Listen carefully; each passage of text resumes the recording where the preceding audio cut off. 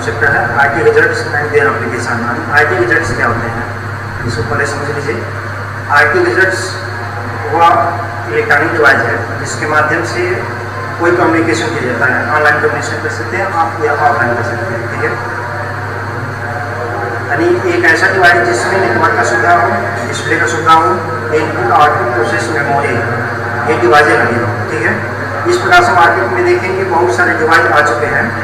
जैसे छोटे छोटे देखेंगे ये वॉच आ गए हैं जिसमें सभी सुविधाएँ दी गई है। और इलेक्ट्रॉनिक गैजेट्स में है जैसे GPS है। GPS के अलावा आपका सबसे अच्छा डिवाइस आपका एंड्रॉइड फ़ोन है, ठीक है। TV है, टेलीविज़न, एक कंप्यूटर है, ये सभी आपके IT गैजेट्स के अंतर्गत आते हैं। यानी इलेक्ट्रॉनिक डिवाइस जिसके द्वारा इनपुट आउटपुट प्रोसेस मेमोरी सभी को मिलाकर के कोई कम्युनिकेशन कवर करते हैं, ठीक है। ऐसे डिवाइस को IT गैजेट्स करते हैं। देखिए क्या होते हैं। एक IT डिवाइस सूचना और संचार प्रौद्योगिकी के लिए प्रयोग किया जाता है। यह एक ऐसा व्यापक शब्द है जो सभी उपलब्ध संचार उपकरणों जैसे कि सेल फोन, टेलीविज़न से टैबलेट, पर्सनल कंप्यूटर आदि को कवर करता है, ठीक है। ये सभी जितने डिवाइस हैं ये सभी डिवाइस जो है आपके IT गैजेट्स के अंतर्गत आते हैं। IT में इंटरनेट से जुड़े डिवाइस और वायरलेस तकनीक द्वारा समर्थित मोबाइल दोनों शामिल हैं। इसकी परिभाषा में उपकरणों जैसे लैंडलाइन फोन, रेडियो और प्रसारण टीवी शामिल हैं। ICT यानी information and communication technology device व्यक्तियों और संगठनों, कंपनियों, सरकारों और शैक्षणिक प्रतिष्ठानों के लिए विशेष रूप से डिजाइन किए गए अनुप्रयोग यानी एप्लीकेशन के माध्यम से डिजिटल दुनिया में एक दूसरे के साथ संवाद करने की अनुमति देते हैं। जैसे होता है कि कोई मीटिंग होती है या कोई इस समय ऑनलाइन क्लास होता है या कोई न्यूज़ प्रसारण होता है, ठीक है। ये सभी जगह जो डिवाइस होते हैं वो IT गैजेट्स का ही यूज किया जाता है। जितने जैसे मीडिया वाले जो यूज़ करेंगे उसका जो IT गैजेट्स होगा वो अलग प्रकार का डिज़ाइन किया गया होगा, ठीक है। इसी प्रकार से आपका टेलीविज़न का अलग डिज़ाइन है, एंड्रॉइड फोन का अलग है, आपके कंप्यूटर का अलग है, मोबाइल का अलग है और टैबलेट का अलग है। नवीनतम ICT गैजेट जैसे उनके उपयोग में स्मार्टफोन, टैबलेट, डिजिटल TV और अन्य रिमोट आधारित तकनीकी शामिल हैं। हमारे दैनिक जीवन में IT के समावेश ने लगभग सभी चीज़ों को बदल दिया है। हम व्यक्तिगत और व्यवसायिक दोनों स्तरों पर ICT का प्रयोग करते हैं। यानी व्यक्तिगत तौर पर भी करते हैं और बिजनेस तौर पर भी करते हैं।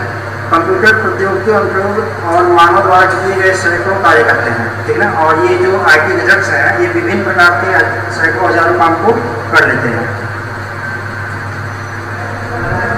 अब देखते हैं ये कौन कौन से हैं, इसकी सूची देख लीजिए IT गैजेट्स की। टेलीविज़न है, ठीक है, जिससे आप लोग में परिचय है, सबके घर में है आजकल।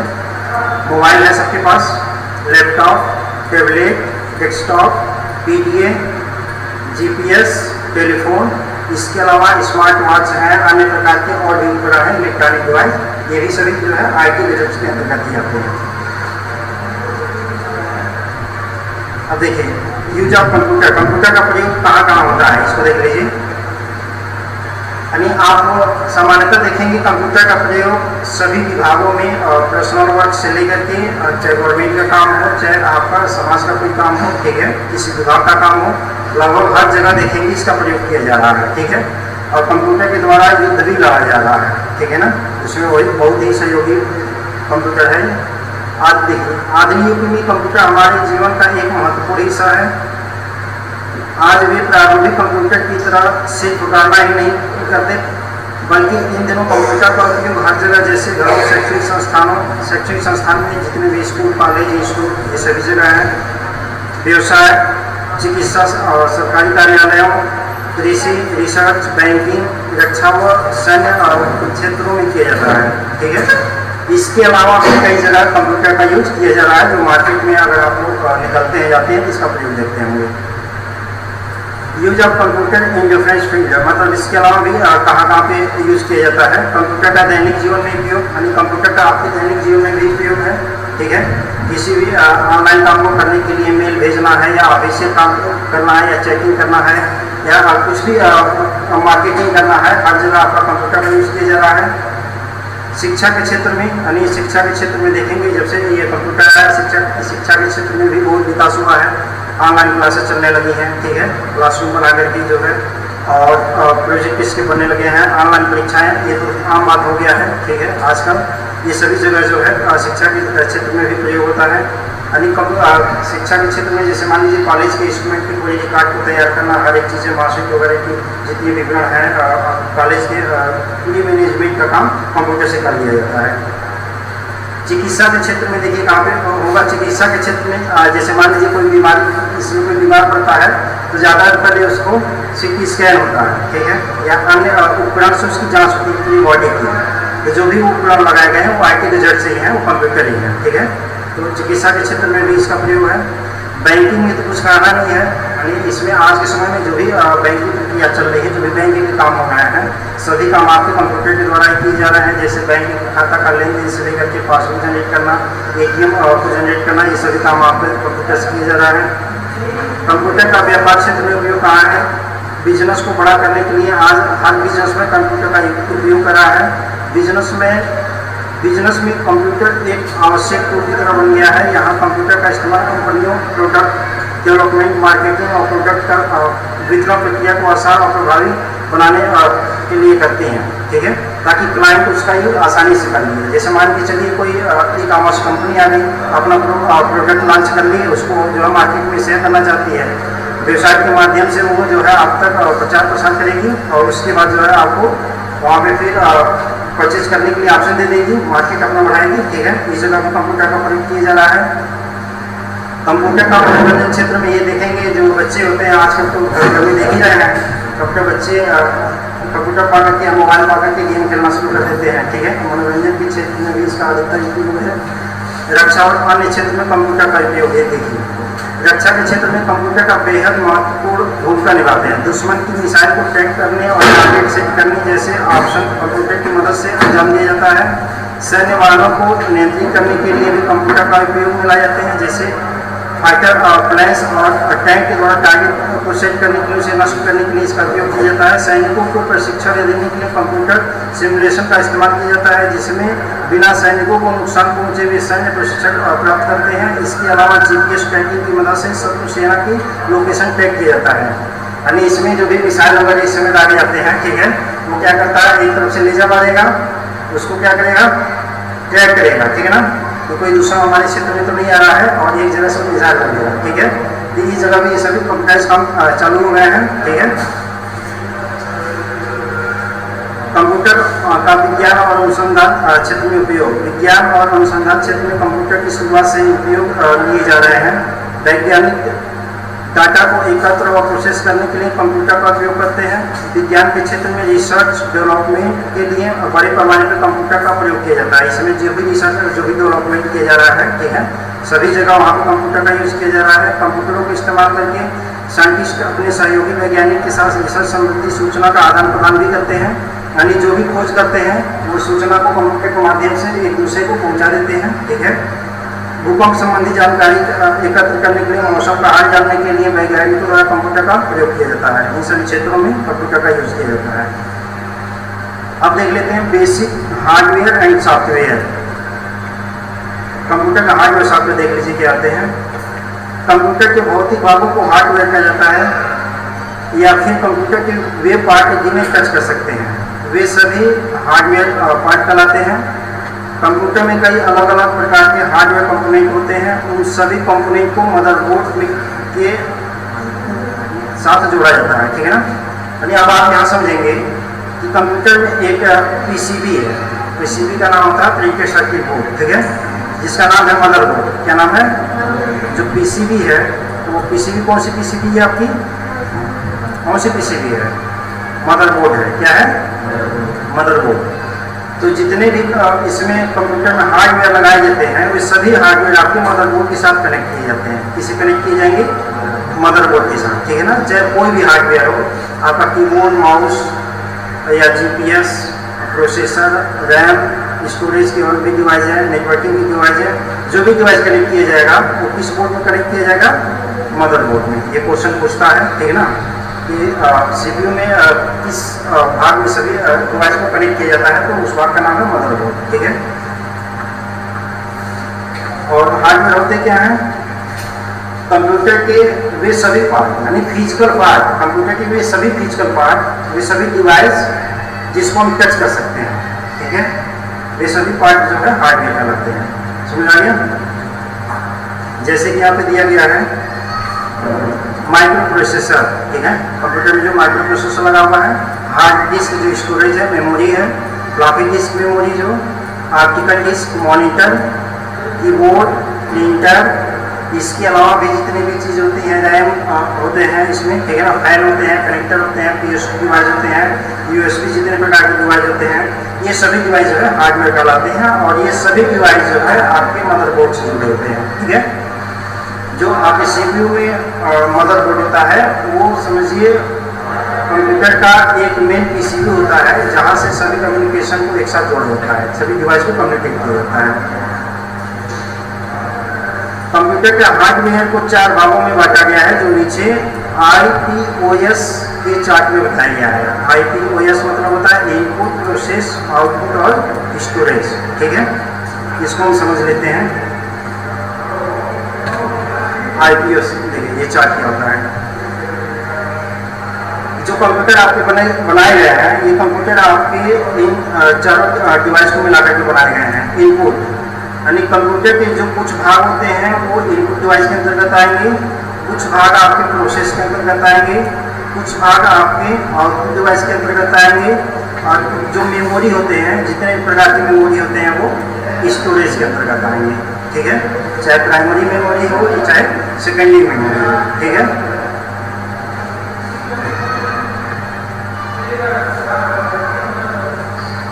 अब देख लेते हैं कीबोर्ड क्या होता है। कीबोर्ड से सब लोग जो है रूबरू हैं। ठीक है। इनपुट डिवाइस, अब इसको हम देख लेते हैं विस्तार से। इनपुट डिवाइस होता क्या है?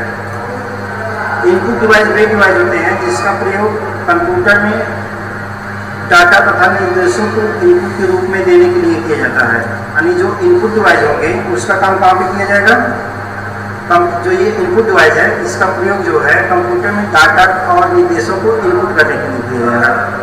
कंप्यूटर में उपयोग होने वाले कई तरह के इनपुट डिवाइस का प्रयोग होता है, जिसका प्रयोग हम कई अलग अलग तरह से इनपुट देने के लिए करते हैं। कंप्यूटर में प्रयोग होने वाला मुख्य इनपुट डिवाइस कीबोर्ड है, जिसका प्रयोग निर्देशों को टाइप करके देने के लिए किया जाता है। तो यहाँ पे कीबोर्ड देख रहे हैं, ये कीबोर्ड जो है इसके द्वारा कंप्यूटर में टाइपिंग करते हैं और कंप्यूटर में निर्देश भी देते हैं, इंस्ट्रक्शन भी देते हैं। ठीक है। कीबोर्ड होता क्या है देखिए। कीबोर्ड एक सबसे ज़्यादा प्रयोग होने वाली इनपुट डिवाइस है। यानी कंप्यूटर में अगर कहा जाए तो सबसे ज़्यादा जो प्रयोग होता है वो कीबोर्ड है। ठीक है। कीबोर्ड के ही माध्यम से आपकी टाइपिंग भी होते हैं और डाटा की प्रवेश भी होती है, डाटा एंट्री भी की जाती है। यह टाइपराइटर के सिद्धांत पर काम करता है। यानी पहले के समय में टाइपराइटर होते थे, देखते थे ना, अभी भी तहसील में जाएंगे तो लोग लेकर के टाइपराइटर मशीन बैठे होते हैं, टाइपिंग करते हैं। या उसी के आधार पर इसको बनाया गया है। यानी जो उस टाइपराइटर पे काम करता है वो कीबोर्ड पे भी काम कर सकता है। ठीक है। या जो कीबोर्ड पे चलाता है उस टाइपराइटर को भी चला सकता है।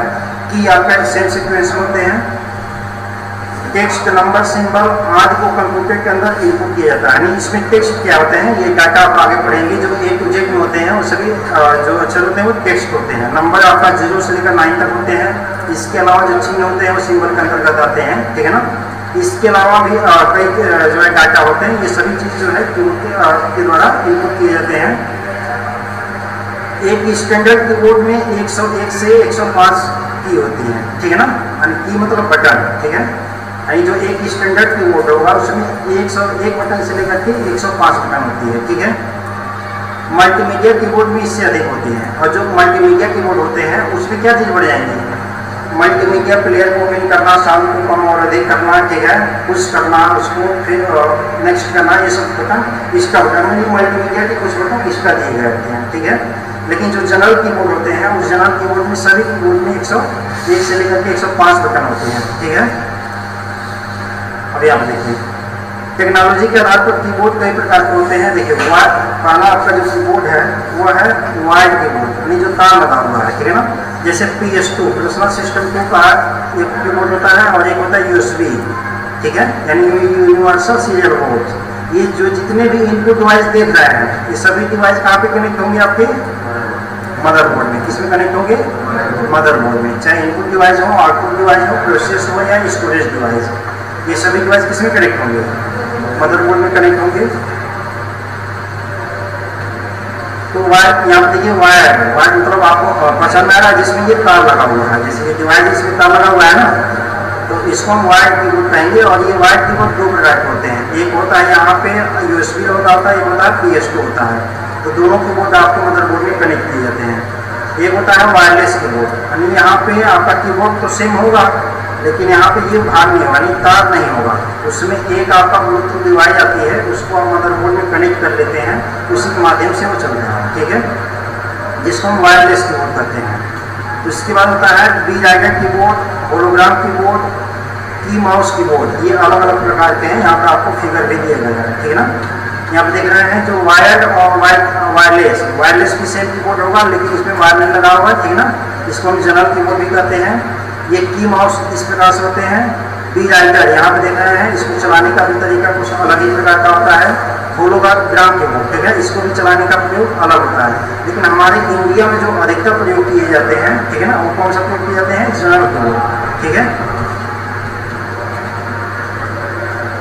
माउस देख लीजिए क्या होता है।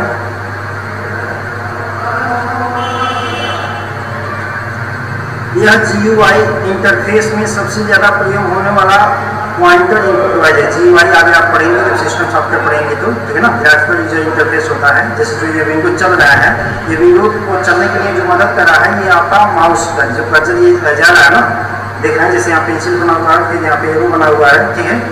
ये जो माउस आप चला रहे हैं, यूज कर रहे हैं, ये अधिकतर आपका विंडोज में प्रयोग किया जाता है। लेकिन CUI जो आपका ऑपरेटिंग सिस्टम होता है, जब वहाँ पर आप इसका यूज करेंगे तो उसमें ज़्यादातर माउस का प्रयोग नहीं किया जाता, उसमें कीबोर्ड का प्रयोग किया जाता है।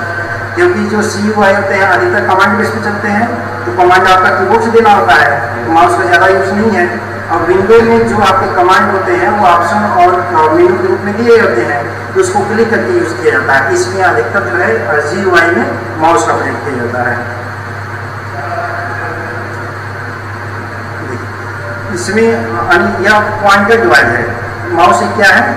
पॉइंटर डिवाइस है। इसमें कुल 3 बटन होते हैं। कोई भी माउस उठा लीजिए, उसमें कितने प्रकार के बटन होंगे? 3। एक यहाँ पे होगा, दूसरा नंबर यहाँ होगा, तीसरा नंबर ये बीच वाला होगा, ठीक है। और देखिए इसमें एक लेफ्ट राइट होगा, जो यहाँ पे आपका बाएं साइड में है वो लेफ्ट वाला बटन है, जो दाएं साइड में वो राइट वाला बटन है, और जो बीच में है उसको स्क्रॉल बटन कहते हैं। क्या कहते हैं? स्क्रॉल। तो हमेशा जो क्लिक किया जाता है, जनरली क्लिक के लिए लेफ्ट का प्रयोग होता है, और ऑप्शन ओपन करने के लिए राइट क्लिक करते हैं। यानी कोई भी विकल्प है, जैसे मान के चलिए यहाँ पे हम राइट बटन पर क्लिक करते हैं, देखिए ये आपका एक टॉप विंडो खुल गया है, ठीक है ना। अभी यहाँ पे जो है हम यूज कर सकते हैं क्या क्या, जैसे रिलोड कर सकते हैं, सेव एज कर सकते हैं, प्रिंट, ये ऑप्शन देता है। यानी ऑप्शन को ओपन करने के लिए हम राइट की का प्रयोग करते हैं, ठीक है। और लेफ्ट की से हम जनरली जितने भी कमांड होते हैं उसको एक्टिव करते हैं, उसको क्लिक करके हम उसका यूज करते हैं। जैसे यहाँ पे लिखा गया है 3 डॉट है, अगर यहाँ पर लेफ्ट वाला क्लिक करते हैं, देखिए एक्टिव हो गया, फिर क्लिक कर दिए तो वहाँ पे इनएक्टिव हो गया, ठीक है। इस प्रकार से अगर यहाँ पर हम राइट बटन क्लिक करते हैं तो यहाँ का ऑप्शन खुल लेता है, ठीक है। जो लेफ्ट वाला बटन होता है, तो लेफ्ट वाले बटन के लिए जो ऑप्शन या कमांड जो होते हैं उसको एक्टिव करते हैं, ठीक है। और राइट बटन से हम उसकी कमांड के जो और भी ऑप्शन दिए गए होते हैं उसको ओपन करते हैं। स्क्रॉल बटन देखिए, जो बीच वाला बटन है, अगर इसको हम ऐसे घुमाएंगे, मूव कराएंगे तो ये ऊपर नीचे स्क्रॉल होगा, ठीक है ना, जो हम यहाँ से भी स्क्रॉल कर सकते हैं, ठीक है। अब देखिए टेक्नोलॉजी के आधार पर माउस कई प्रकार के होते हैं। पहला होता है ऑप्टिकल माउस। क्या होता है? ऑप्टिकल। यानी इस समय का सबसे ज़्यादा जो यूज होने वाला माउस है वो ऑप्टिकल माउस ही है, ठीक है ना। Optical mouse. उसके बाद होता है वायर्ड माउस। वायर्ड में भी आपका जितने वायर्ड आएंगे उसमें 2 वायर होगा, एक पर्सनल सिस्टम टू PS2 होगा और एक होगा USB, ठीक है, यूनिवर्सल सीरियल बस। एक होता है वायरलेस माउस। वायरलेस माउस वही चीज़ होगा, इसमें यहाँ को वायर दिया गया है, यहाँ से ये सेक्शन नहीं रहेगा वायर का, ठीक है, जो ये वाला भाग नहीं रहेगा। और यहाँ पे एक ब्लूटूथ का डिवाइस रहेगा, ब्लूटूथ को हम मदरबोर्ड में कनेक्ट करके उस माउस का यूज कर सकते हैं। अगला होता है आपका टच पैड। टच पैड का प्रयोग अधिकतर देखते होंगे लैपटॉप में होता है। लैपटॉप में जो माउस की चलाया जाता है माउस कर्सर को, वहाँ पे टच पैड दिया गया होता है हर एक लैपटॉप में, अधिकतर वहाँ पे किया जाता है। मैकेनिकल माउस, ये देखिए ये मैकेनिकल माउस सबसे पुराना माउस है, जैसे यहाँ पे आप देख रहे हैं, ठीक है ना। यहाँ पे जो देख रहे हैं यहाँ पे एक वाल्व लगा हुआ है, ठीक है। जैसे ये ऊपरी भाग दिखाया गया है, ये वाला भाग इसका खोल दिया गया है ऊपर का, ठीक है। ये नीचे जो पीसीबी है वहाँ पे दिखाया गया है। देखिए यहाँ पर अधिकतर कंपनी का आईसी, कैपेसिटर, कंडेंसर इत्यादि वायर, और यहाँ पर आपका मूव बटन, और यहाँ पर आपका एक गोला लगाया गया है, लेफ्ट राइट बटन लगाए गए हैं, ठीक है। इसको इस प्रकार से डिजाइन किया गया है, ठीक है। तो ऊपर से देखने में सभी माउस एक जैसे दिखते हैं, लेकिन उसकी जो बनावट होती है अंदर की वो अलग अलग प्रकार की। पहले जो माउस होते थे वो वाल्व से चलते थे, किससे चलते थे? वाल्व। ये वाल्व है, जैसे मूव, जैसे आप इसको माउस को ऐसे घुमाते थे तो वो वाल्व लेफ्ट राइट मूव करता था। जैसे वो मूव करता था उसी के अनुसार ही आपका जो कर्सर है वो मूव करता था और उसको ऑप्शन को एक्टिव किया जाता था, ठीक है। तो ये सबसे पुराना जो माउस है वो मैकेनिकल माउस है। क्या है? Mechanical mouse. मैकेनिकल माउस में एक वाल्व लगा होता था, ठीक है।